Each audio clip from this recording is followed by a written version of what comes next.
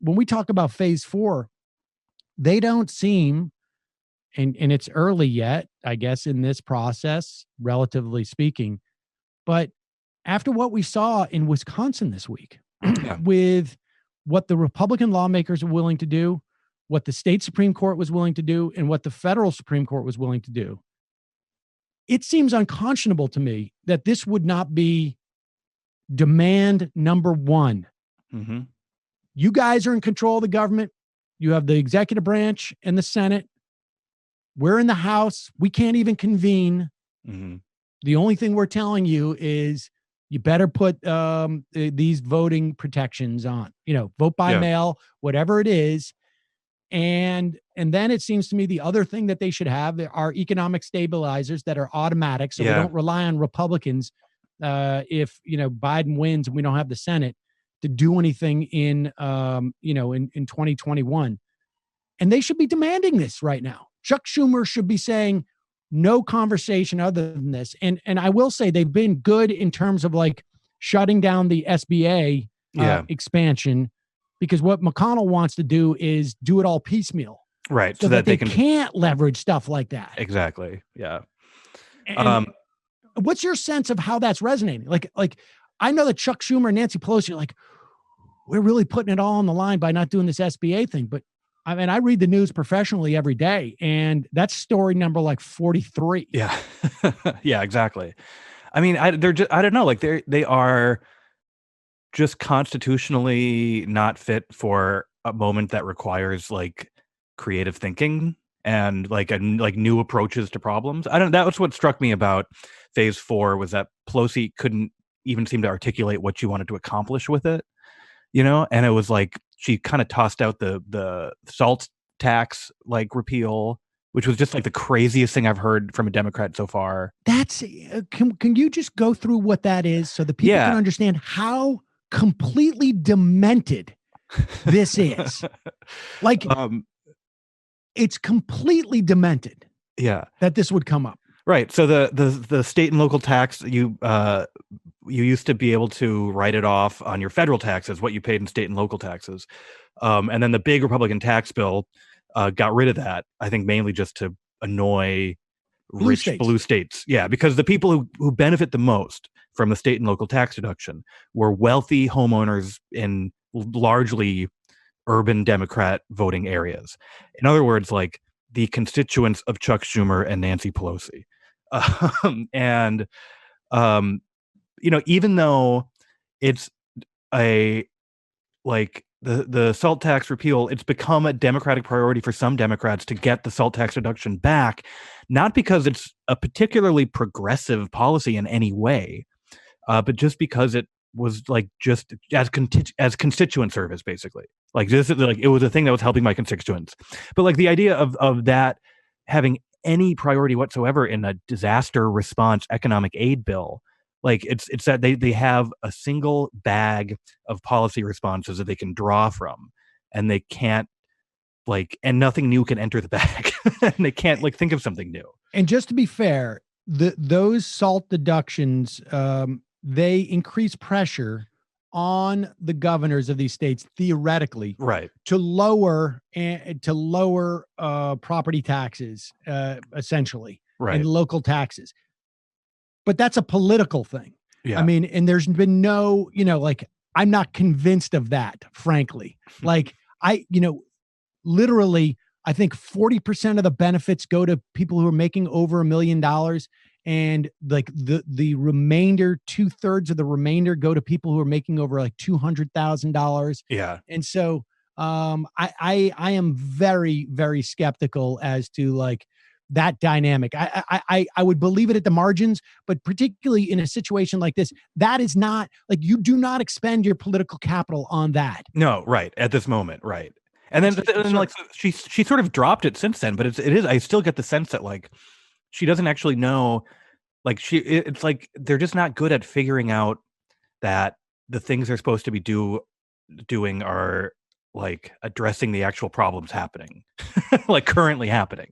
And the other thing that I find that's sort of fascinating about this too is that I am very open to the idea that they are willfully incompetent in certain areas because it favors some of their corporate interests that they don't want to they don't want to expose be as, open about.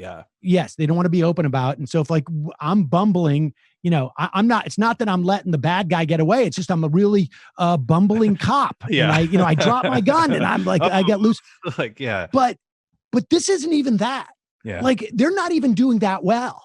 Like, in terms of that, like, well, you can see how impossible it is for them to shake their instincts here when like, I was never clear on why. So, all right, I've seen this debate online because there's been discussion about how Nordic countries are doing direct paycheck subsidies to keep people on payrolls, and Josh Hawley, regardless of whether you think he's sincere Republican, Republican Josh Hawley, regardless of whether you think he's sincere or not, proposed something similar.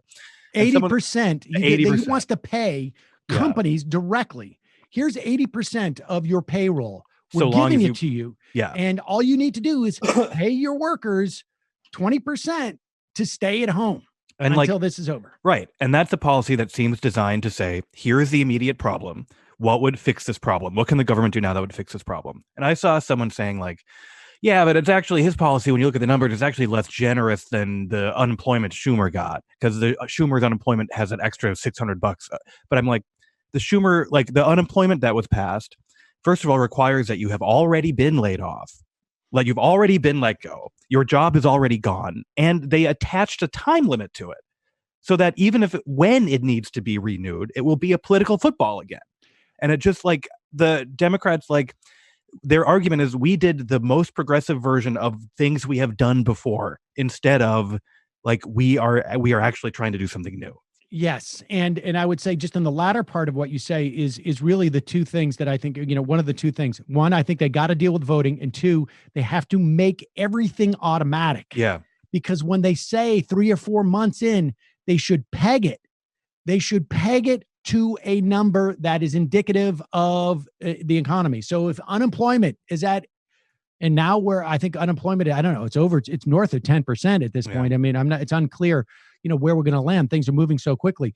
But if there are more than, 12 million people out of work, then this amount of money and just do a sliding scale. Yeah. And then they basically say, and then from a political standpoint, your talking point is that Mitch McConnell does not care about giving support when we're living with 9% unemployment. Right. That's absurd, and that becomes the rallying cry. But yes, it's for them, it's just like the sheer numbers.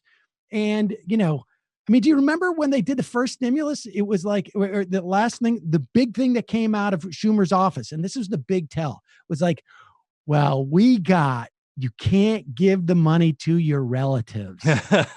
Yeah. To screw over Donald Trump. And it is like they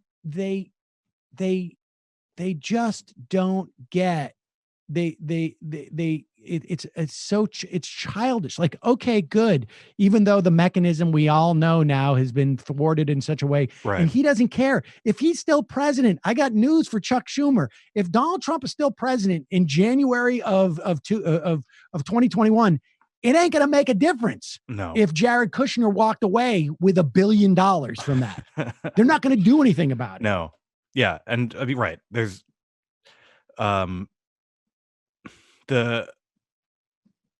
the sort of immediate, like Trump just immediately just like rearranging the inspectors general to get the ones he wanted. And it was like, I mean, I guess we could have predicted that, but like that was your big win. Remember? Like you all told us that was your big win. and it would make so much more of a difference if we had some evidence that the House would act aggressively to use its own inherent powers to do this shit itself. But we just saw what happens when they do that. They intentionally limit the scope of it. Yep. They call it a day. Clyburn announces the oversight committee by saying like, I want to make it clear this is going to be limited. Yeah. Yeah. The temerity is just stunning. Yeah. And it's, I think you could tell in the initial, the fact that it was like treated like a stimulus when it's like, people need money to live, but we're not trying to get them to go out and spend it because there's nothing, like businesses are closed. But I think there was an initial fear about the big number too. Like you could just tell there was fear about the big number that Republicans didn't feel at all. Republicans were willing to just sign on to the largest possible number. But I think that was like exactly what I'm talking about, where it's like, they're scared. They're right. They're still like, they're scared of a moderate backlash to doing too much at a moment when like the most needs to be done. Yeah, it's fascinating. It really is some type of like knee jerk reflex that they have. They got outflanked by the Republicans on this in many respects. I mean, look, it may not make a difference. Again, Donald Trump, the hatred for Donald Trump, and I certainly feel it, may be significant enough to sink them all. But you start to see things like that old Katy Hill district in California was just changed from a toss-up to a lean Republican, I think. Oh, really? And it makes you get a little bit worried about, we're way out. I mean, I know that doesn't mean anything and this and that, but and everybody's going to be worried anyways. Yeah.